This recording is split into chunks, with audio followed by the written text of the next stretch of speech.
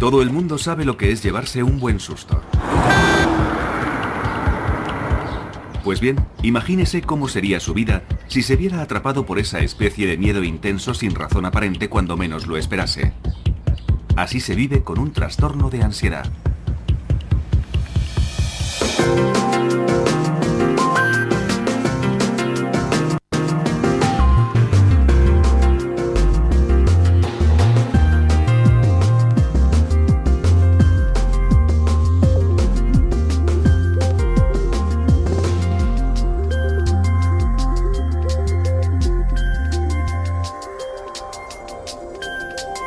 Es normal sentir desasosiego en situaciones angustiosas o peligrosas, pero normalmente pasa rápido y la vida continúa.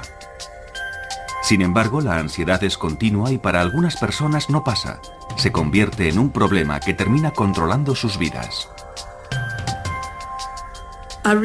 Me di cuenta de que me dejaba llevar por el pánico cada vez que salía de casa. Mi casa era el único lugar seguro. Así que si estaba dentro de estas paredes me sentía segura. Incluso tener que ir al buzón era algo tremendo.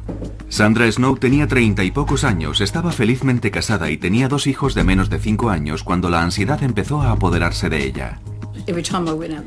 Cada vez que salía y cogía el coche, estaba deseando volver a casa. Y nada más llegar me empezaba a sentir bien. Descansaba un rato y me ponía bien. Después empecé a pensar, no son simples mareos, tiene que ser algo más. Tenía palpitaciones en el coche, me sentía mareada, con náuseas e incómoda. Y llegó un momento en que dejé de salir, siempre estaba en casa, ponía excusas, decía que no me encontraba bien, que tenía dolor de cabeza, que tenía algún virus estomacal, que estaba enferma, que los niños no estaban bien. Me inventaba cualquier excusa. Al recordarlo, Sandra es consciente de que evitó hacer ciertas cosas durante mucho tiempo. Pero después de 3 meses, particularmente agobiantes a cargo de sus 2 hijos pequeños, de un marido enfermo, un negocio y de ella misma, la ansiedad le superó. Hace como un año, digamos que empecé a evitar algunas cosas. No quería ir al cine y cosas así, ni estar entre mucha gente. Y además creo que el estrés de cuidar de mi familia también influyó de alguna manera. Durante los 7 años siguientes, Sandra vivió un constante miedo diario a los ataques de pánico que llegaron a controlar su vida. Es una sensación horrible. Por eso la gente dice que debe ser parecido a un infarto. El corazón te late muy rápido y tienes un ligero dolor en el pecho. Te falta la respiración. La cabeza te da vueltas. Te tiemblan las rodillas y no sabes si vas a vomitar porque todo es muy confuso. Tienes el estómago, la cabeza, todo el cuerpo como sobresaltado. Supongo que es una especie de sobresalto, una sensación horrible. En el núcleo de estas sensaciones tan desagradables está la ansiedad y un mecanismo que todos tenemos para sobrevivir al peligro inminente que es luchar o huir. Se conoce como respuesta lucha-huida. La ansiedad es un síntoma normal.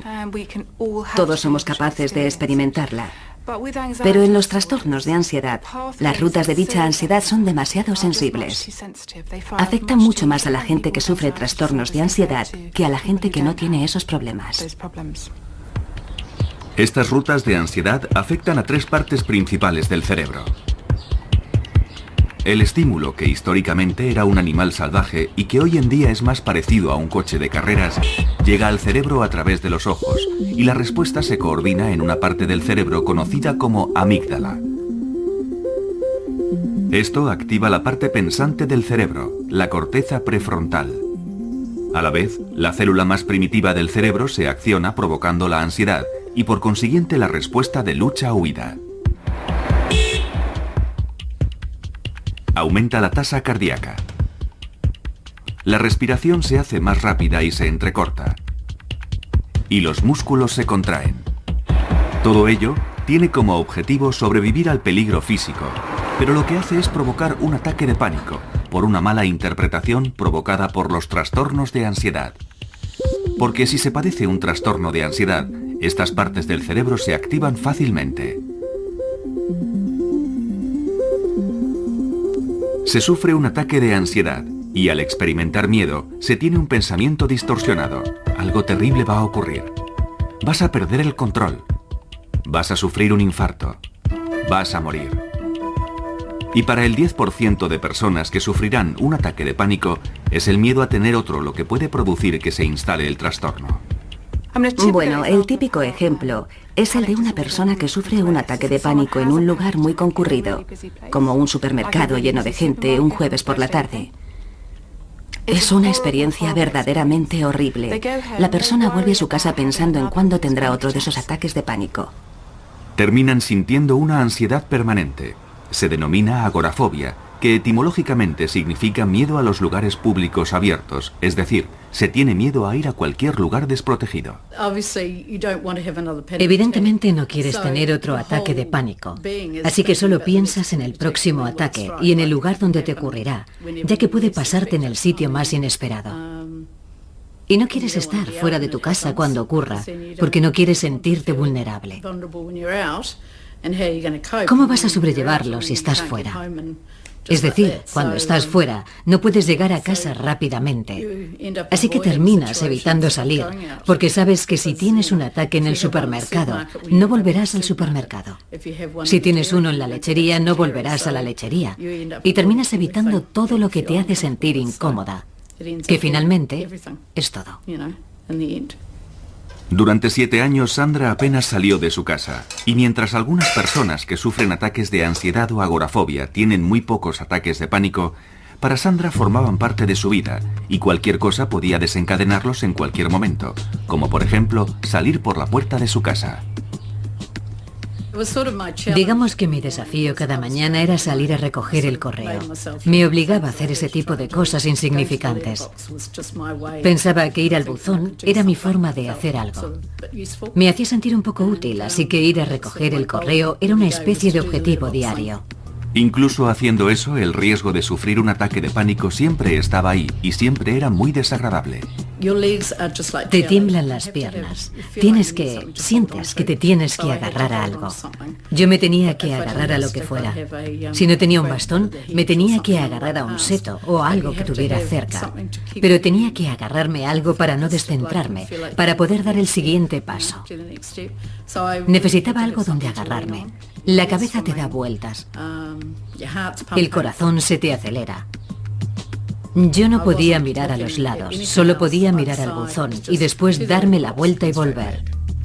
A veces incluso le era difícil hacer las tareas domésticas por el efecto que tenían en su ritmo cardíaco.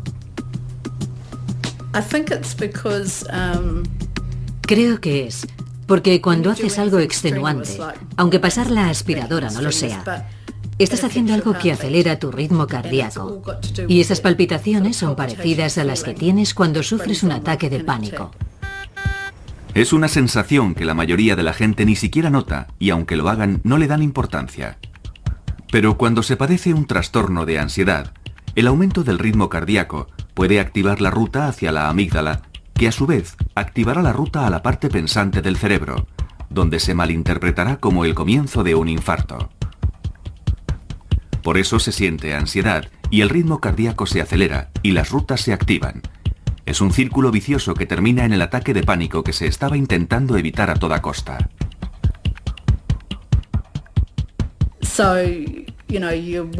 Así que cuando estás activa, sientes que tu corazón va a un ritmo diferente al normal.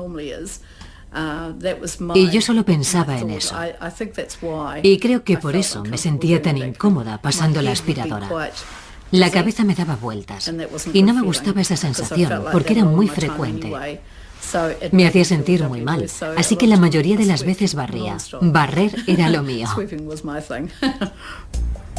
Dependiendo de la naturaleza del trastorno de ansiedad, se dejan de hacer ciertas cosas para evitar lo que se cree que provocará el siguiente ataque de pánico. La palabra ratones no se podía decir en casa. Ni ratón. Tampoco podía ver fotografías de esas cosas en la casa por mi miedo a tener un ataque de pánico y morir. 1 de cada 5 personas sufrirá un ataque de pánico en su vida y 1/4 de ese porcentaje padecerá una fobia específica. Muchos saben lo que es sentirse incómodo cerca de una araña o de un perro. Pero si se padece una fobia específica, esas cosas y el ataque de pánico que pueden provocar adquieren proporciones aterradoras. Una de las partes principales de un ataque de pánico que no se da en la ansiedad normal es tener una sensación de fatalidad inminente, además de unas sensaciones físicas verdaderamente intensas. Cuando Joyce Waddington tenía 20 y pocos años y 2 niños menores de 5 años, su enorme deseo por evitar más ataques de pánico superaba con creces los niveles de ansiedad normal. Bueno, mi paranoia llegaba al punto de pensar que había ratones en el tejado. Creía que había miles de ratones y que un día se derrumbaría y todos los ratones me caerían encima, por todo el cuerpo. Ver un ratón me matará, porque sufriré un ataque de pánico tan grande que moriré. Joyce era presa de una fobia totalmente desarrollada a los ratones, una fobia específica o simple. Es cuando la gente tiene un miedo concreto a cierto tipo de situaciones, a un objeto o a un animal del que están cerca. Y al quedar expuestos a ello, o simplemente el pensar en estar cerca, tienen una reacción inmediata de ansiedad, pasan mucho miedo y quieren huir, y terminar con esa situación o resisten con gran dificultad. Normalmente se trata de alturas, espacios cerrados, espacios abiertos, fuertes vientos, agua, perros, gatos, serpientes, arañas, polillas, pájaros, insectos, ratones, agujas, sangre, médicos, hospitales. Hay cientos de fobias, pero estas son las más comunes. Todo parece bastante inofensivo, pero cuando se tiene una fobia específica, esta puede controlar la vida de una persona. No me podía quitar de la cabeza la obsesión de que había ratones en cualquier sitio. Lo que también me ocurría es que empecé a oler a ratones y los olía por todos lados, 24 horas al día. Mentalmente, intentaba quitarme la idea de que había ratones en mi casa y en la de los demás. No era solo en mi casa. En las botas de agua. Se metían en las botas de agua. Y sabía que eso ocurría porque de pequeña tenía unas, y un día que fui a ponérmelas salió un ratón de ellas. Creo que ese fue un momento trágico de mi infancia. Me fui a poner las botas de agua y salió un ratón de una de ellas. Los ratones se meten en cualquier parte y en ese momento me provocaron mucho estrés. Evidentemente, el estrés que Joyce sentía por los ratones era exagerado, pero eso no impidió que controlara su vida intentando evitarlo. Los ratones se meten en las despensas y estuve muchos años sin abrir una. Lo que hacía era poner en la encimera todo lo que normalmente se guarda en los armarios de la cocina y que utilizaba a menudo. O lo ponía en otros sitios para no tener que abrir los armarios. Tazas, platos, sartenes, cualquier cosa que normalmente se pone en una despensa, yo lo tenía en estanterías. Detrás del huidizo comportamiento de Joyce se ocultaba un miedo desesperado por lo que pudiera ocurrir si veía un ratón. Creía que me quedaría sin respiración, que no podría respirar, que me desmayaría en cualquier momento y que me moriría. Esa sería la reacción que tendría si veía un ratón. Recuerdo que en una ocasión me subí a una mesa. Creo que estuve subida unas 6 o 7 horas. Me quedé paralizada. No me podía mover. Creo que se denomina estado catatónico. Es cuando la gente se queda paralizada en un determinado momento. Hay quien tarda un buen rato en salir de ese estado. Yo solo pensaba en que viniera alguien a salvarme y todo terminó bien, pero no podía bajar sola porque ni siquiera sabía que estaba subida a la mesa. Mi marido no estaba en casa en ese momento, así que tuve que esperar a que llegara y ahí estaba yo, subida a la mesa. Y se quedó como diciendo, Dios mío, ahora me hace gracia, pero entonces no me hizo ninguna. En cualquier lugar, pero sobre todo fuera de su casa, el miedo a los ratones siempre acompañaba a Joyce. Nunca me sentía segura. Podía estar paseando por la calle y el miedo estaba ahí. No me sentía segura. De hecho, llegó un momento en que conocía mi casa, conocía todos los rincones de mi casa y me aislé mucho. Cuando salía no conocía las casas de otra gente, no las conocía. Joyce terminó por no salir para nada de su casa. Creo que debieron ser unos 11 o 12 años, quizás. No salía de casa. Era más fácil quedarme y no salir, estar en casa con mis hijos. Y sí, supongo que aislarme. El miedo de Joyce a los ratones era muy intenso y no había nada que su marido ni nadie pudiera hacer para que cambiara. El objeto de tu miedo se convierte en algo aterrador y se tiene que evitar a toda costa. Por eso solo piensas en esa parte del problema y no en que pueda haber otras formas de resolverlo. Piensas que te dan mucho miedo los ratones y sabes que es algo que quizás no le ocurre a la mayoría de la gente, pero para ti no hay nada que se pueda hacer al respecto. Y mi marido era muy bueno diciéndome, no, no hay ratones ahí, es todo psicológico. Y yo respondía, no, sé que hay. Y a pesar de todo lo que me decía, yo seguía pensando que había ratones. No me importaba lo que dijera, estaba convencida de que había ratones. Pero gracias a su marido y a un artículo periodístico conoció una asociación que tenía una línea telefónica de ayuda a las 24 horas del día para fóbicos. A partir de ahí todo empezó a cambiar. Y me dijo, creo que esto es lo que te está ocurriendo a ti. Deberías llamar a esta persona. Así que llamé a Marcia y empecé a hablar con ella por teléfono. Y me empezó a informar sobre el miedo que padecía. No supe que se trataba de una fobia hasta entonces. Y volví a recuperar mi vida, porque había dejado de tenerla hacía 12 años. Algo hizo que Joyce se diera cuenta de lo que le ocurría, y al ser consciente de que tenía un problema, supo que existía la posibilidad de hacer algo al respecto. Hasta entonces, había asumido que el miedo a los ratones era parte de sí misma, por lo que la idea de someterse a un tratamiento nunca se le había pasado por la cabeza. La gente suele sufrir trastornos de ansiedad mucho tiempo antes de ser consciente de ello. Los consideran parte de su personalidad. Piensan, es mi carácter, me preocupo por todo. No lo consideran una enfermedad. No son el tipo de cosas que cuentan al médico.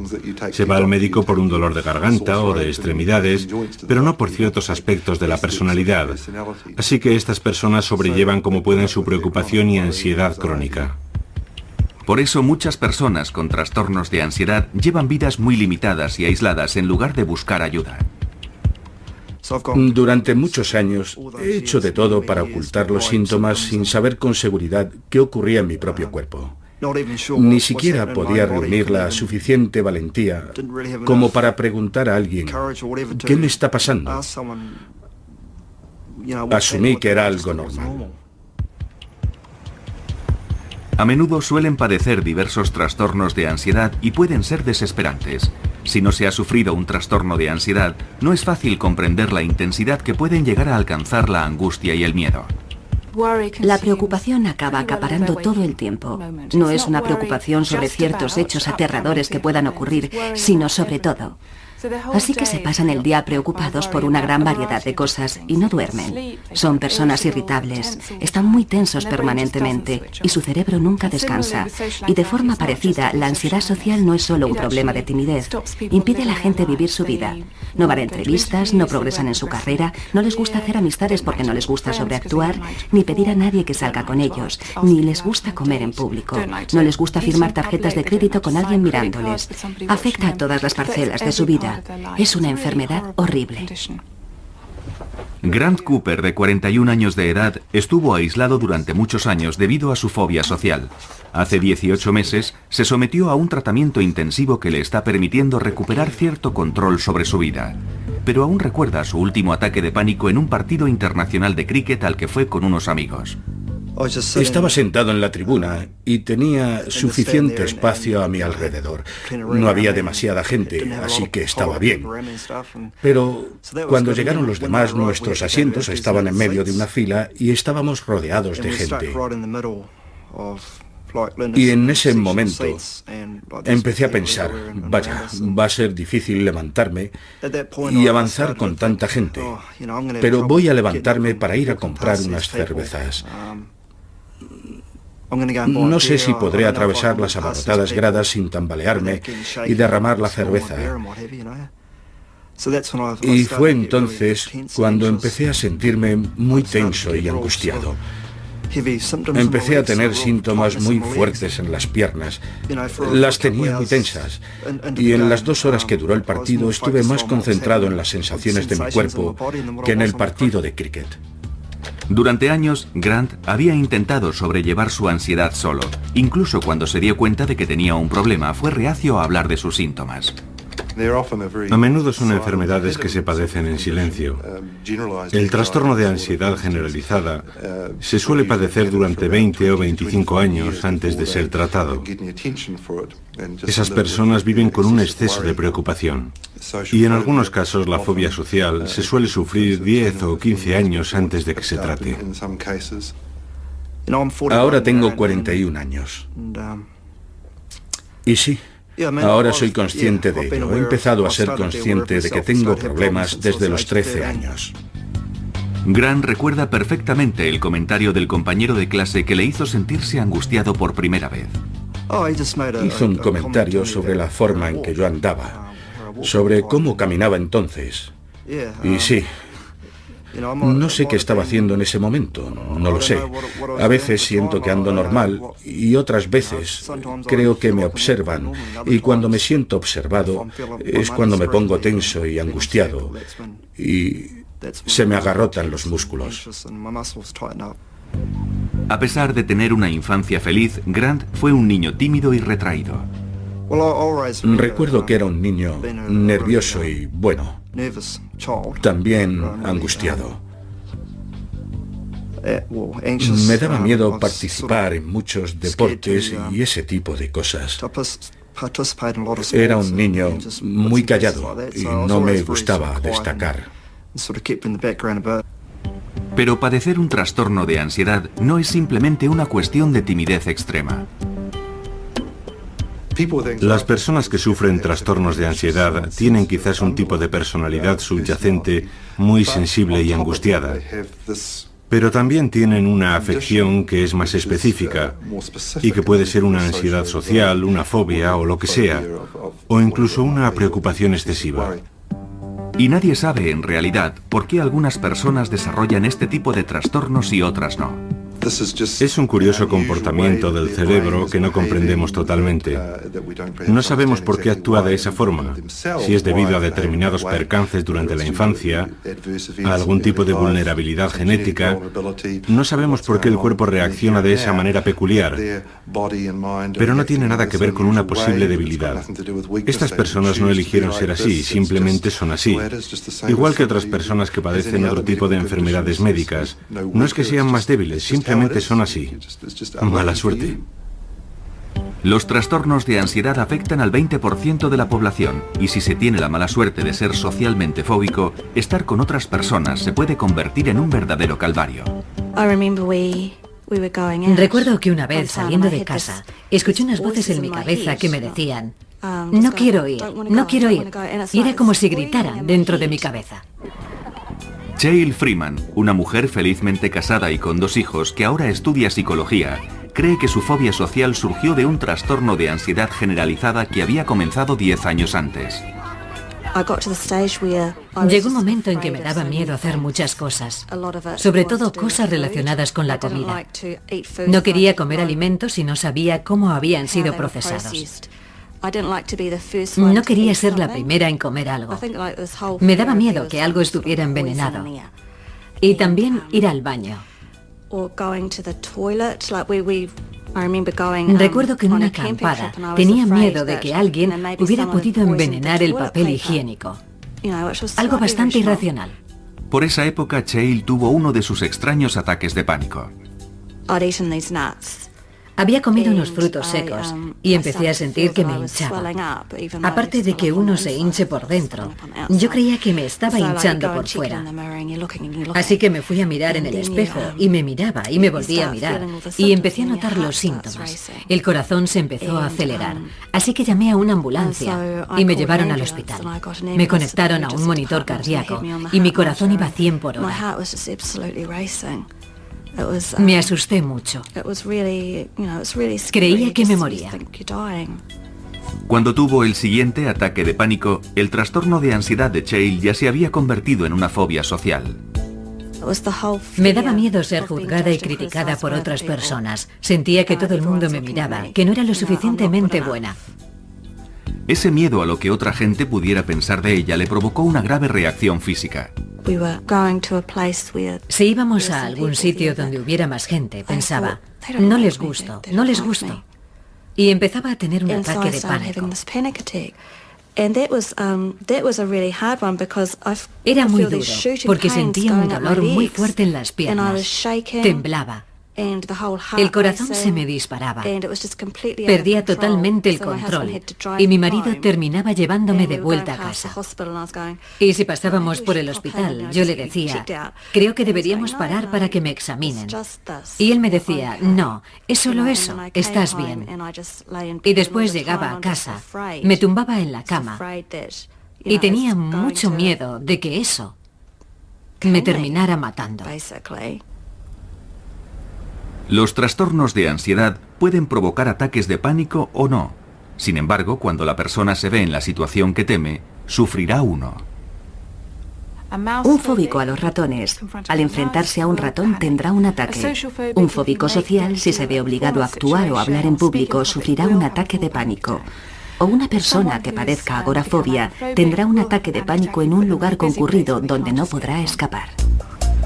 A pesar de las similitudes, los diferentes trastornos pueden diferenciarse claramente cuando se pregunta a los fóbicos a qué tienen miedo exactamente. Y la diferencia es que alguien con una fobia social odiará ser el centro de atención, odiará estar bajo la mirada de otra gente y tendrá mucho miedo a hacer algo que le humille o que le deje en ridículo. Y eso es muy diferente a lo que siente alguien con un trastorno de ansiedad cuyo miedo es sufrir un infarto, desmayarse, la sensación de fatalidad inminente.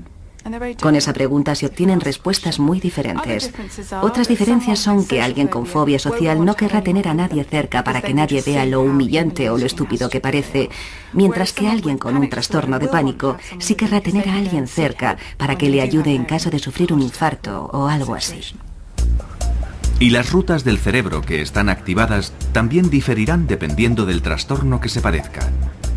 Cuando se han estudiado grupos de personas con estas afecciones y se han analizado qué partes del cerebro se encienden y cuáles se disparan en una situación que provoca ansiedad, parece que también son diferentes dependiendo del trastorno que se sufra. Por tanto, con la ansiedad social parece haber más actividad en la parte pensante del cerebro y en la amígdala que coordina la respuesta de la ansiedad. El trastorno por pánico activa esas dos partes del cerebro, pero también la parte inferior y más primitiva del cerebro responsable del lado físico de la ansiedad. Lo que se hace como resultado de la ansiedad también difiere. Alguien con fobia social a quien no le gusta comer en público se sentará de espaldas a la puerta para que nadie le pueda ver comer, mientras que alguien con un trastorno de pánico se sentará muy cerca de la puerta para poder salir corriendo si sufre un ataque de pánico.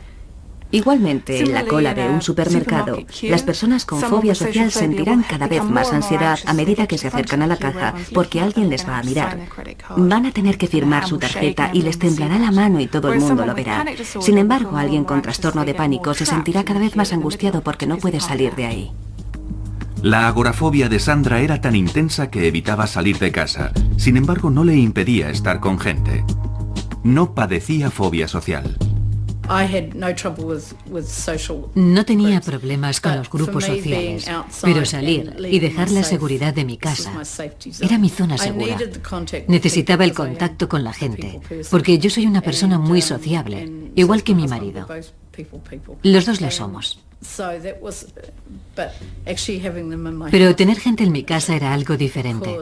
Los ataques de pánico que tenía me incomodaban mucho, porque tenía que irme al dormitorio o al baño para intentar que se me pasaran. Cuando sufría un ataque, tenía que volver a salir y ser sociable de nuevo. Hace 7 años que el trastorno de ansiedad no controla la vida de Sandra Snow. Atrás han quedado los días en que el simple hecho de tener que ir al dentista le provocaba un ataque de pánico. Lo peor fue un día que me dolía una muela y no podía salir de la cama. No podía parar de llorar. Sentía mucha pena de mí misma.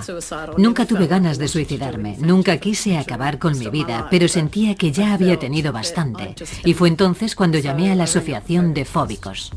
Sandra habló con alguien que había pasado por lo mismo que ella, y eso fue muy tranquilizador. Me explicó lo que yo estaba sintiendo.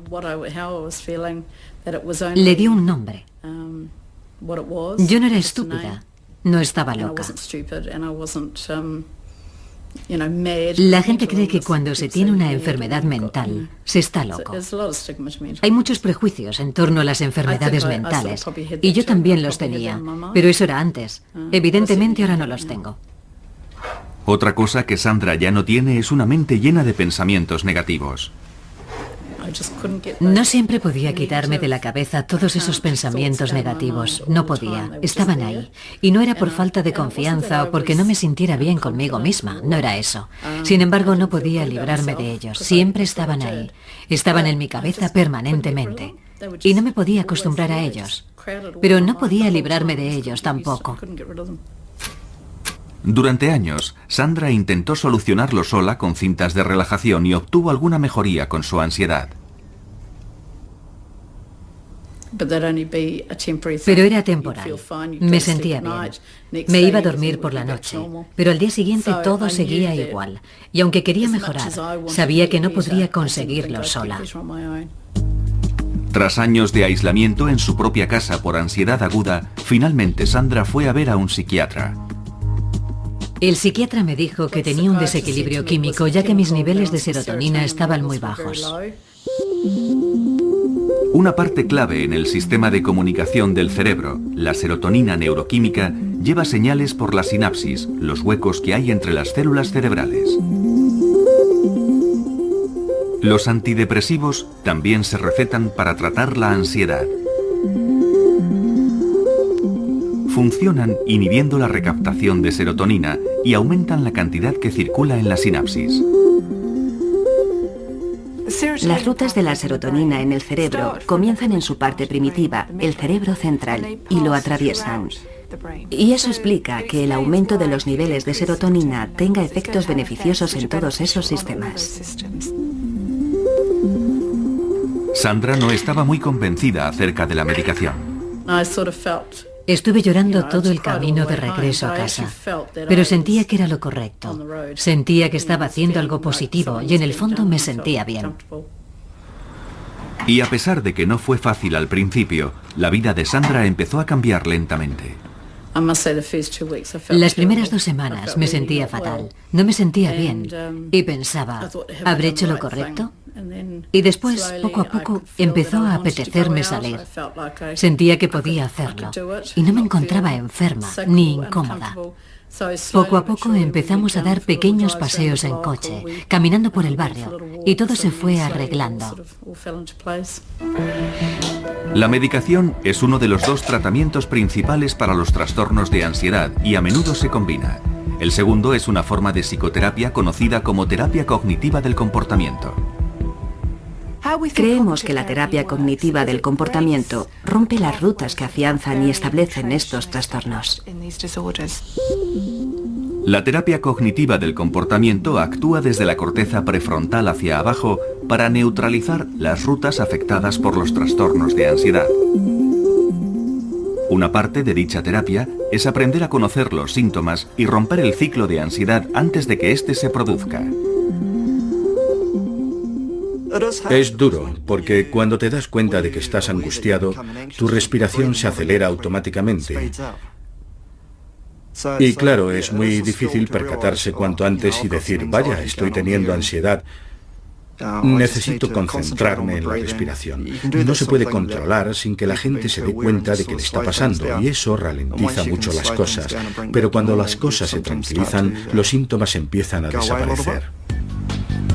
La terapia cognitiva del comportamiento también rompe las rutas de ansiedad intentando influir en cómo uno se siente. Las emociones son experiencias muy fuertes y también relativamente primitivas. Las emociones hacen trabajar a una parte del cerebro conocida como sistema límbico, y aprendiendo a controlar la manera de pensar, se pueden controlar de alguna manera las emociones y los síntomas físicos de la ansiedad. Un fóbico social, cuando está entre gente, piensa que todo el mundo le observa y odia ser el centro de atención porque está convencido de que va a hacer algo verdaderamente embarazoso. Con la ayuda de la terapia cognitiva del comportamiento, se aprende a tener un punto de vista más realista del mundo y a darse cuenta de que no se es el centro de atención. Al principio es duro. Sí, es duro. Pero cuando empiezas a desafiar a los pensamientos negativos, estos dejan de ser tan fuertes. Empiezas a estar por encima de ellos, pero al principio sí, sin duda alguna tuve que escribir muchas cosas y retar a mis pensamientos negativos con pensamientos positivos. Estas mismas técnicas ayudaron a Cheryl Freeman a escapar de la angustiada vida que llevaba, intentando evitar todas las situaciones que le pudieran provocar un ataque de pánico. La forma más fácil de impedir un ataque de pánico era evitar las cosas que me daban miedo. Y básicamente empiezas aquí. Te da miedo algo, así que estás aquí, y tu pequeña caja se hace cada vez más pequeña, hasta que tu vida es así. Y mientras estés dentro de esa caja pequeña, estás completamente bien. No es una gran vida. No hay muchas cosas de las que disfrutar. Los estudios han demostrado que tanto la terapia cognitiva del comportamiento llevada a cabo correctamente, como la medicación, son tratamientos eficaces para el 60 o el 70% de la gente que padece trastornos de ansiedad. La terapia cognitiva fue una parte esencial en la recuperación de Cheryl, ya que le ayudó a superar su dependencia. Tienes que intentar volver a confiar en tu forma de pensar. Y hasta que lo consigues, utilizas el pensamiento de otras personas. Pero sí, esa es una parte muy importante del proceso para llegar a la etapa en la que puedes pensar, vaya, se me está acelerando el corazón, ¿por qué? Ah, vale, porque he subido escaleras. O puedes estar en una situación en la que te sientes alterado o nervioso y piensas, bueno, no pasa nada porque esté nervioso, todo el mundo puede estar nervioso. Hay que aprender a confiar en uno mismo. Cheryl combinó la terapia cognitiva del comportamiento con otras técnicas como el Reiki, la relajación y la meditación. Sin embargo, cree que fue la medicación a la que al principio fue tan reacia la que le ayudó a poner toda la teoría en práctica. Hice muchas cosas porque tenía miedo de la medicación. Era uno de mis miedos generalizados. Me había propuesto hacerlo de una manera natural y lo quería conseguir para decir al mundo, se puede hacer así, no hace falta la medicación. Pero Cheryl fue finalmente a un psiquiatra que le dijo que también sufría una depresión. No le creí, pero tenía razón, porque la vida no me parecía divertida. No tenía alegría, no tenía felicidad. No tenía felicidad en mi interior. No la tenía. Así que estaba deprimida y muy angustiada. Cheryl empezó a tomar la medicación y tras varios meses aumentando gradualmente las dosis, consiguió controlar su ansiedad. La primera vez que me di cuenta fue en una boda. En la iglesia estaba muy contenta y pensé, vaya, esto está bien. Y después durante la cena comí. Y comí lo que habían puesto, todos los platos. Y bebí un par de copas de vino y hasta bailé. Estaba muy relajada y pensé, es fantástico.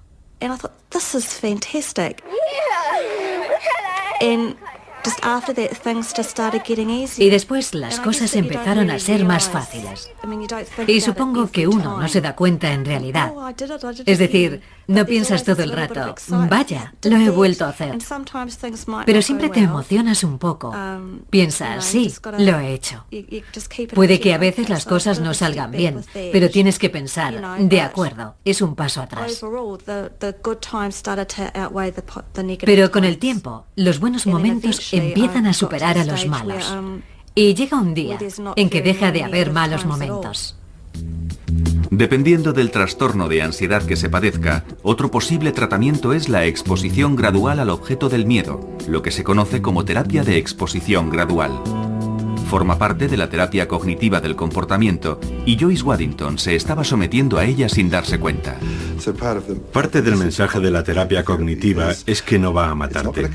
Es desagradable, lo reconocemos, pero se puede aprender de ella y te puede enseñar técnicas para aprender a tolerar y a sobrellevar estos sentimientos. Al obligarse a permanecer en esa situación, el cuerpo se acostumbra a estos intensos sentimientos de miedo y ansiedad. Y no empeoran, sino que finalmente desaparecen. Y con cada exposición, la calma llega más rápidamente.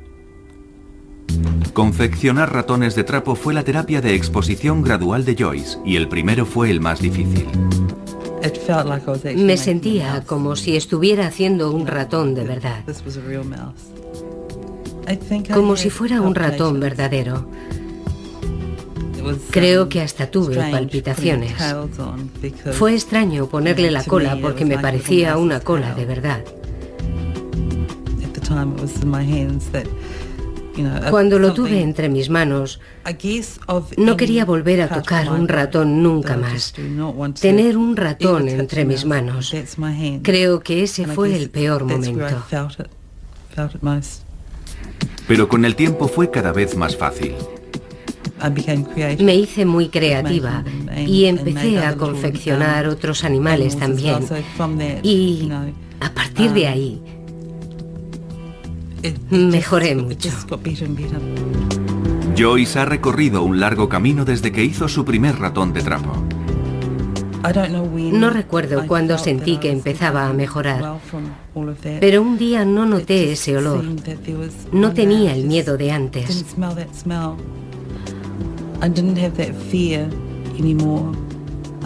Y empecé a salir, a vivir. Podía conducir.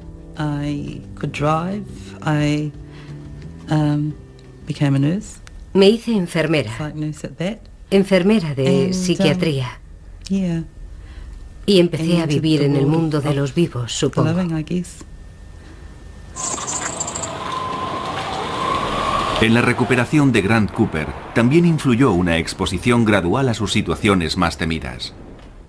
Las primeras veces, el simple hecho de ir andando a la ciudad con un grupo de gente era muy difícil. Se me agarrotaban los músculos de las piernas. Era muy difícil porque intentaba concentrarme en mi respiración y en todas las cosas que había aprendido. Pero era muy difícil hacerlo todo al mismo tiempo. Pero sí, como he comentado, cuanto más lo hacía, más fácil era. Y después hice muchos ejercicios yo solo, como caminar por mi barrio o ir a la parada del autobús y ese tipo de cosas que normalmente evitaba hacer. Sin prisa pero sin pausa, Grant está retomando la vida que la mayoría damos por supuesta. Nunca me recuperaré totalmente, pero por lo menos puedo controlar la ansiedad. He podido retomar mi vida y estoy deseando volver a trabajar en el futuro.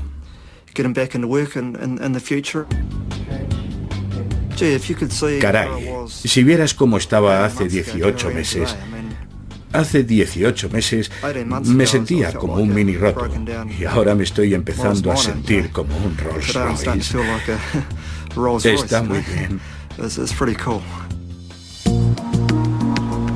El trastorno de ansiedad de Sandra Snow la mantuvo aislada 7 años, pero solo se arrepiente de una cosa.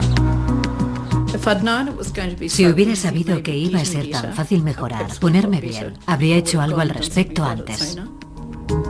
Sandra aún recuerda la primera vez que salió en coche, después de 7 años.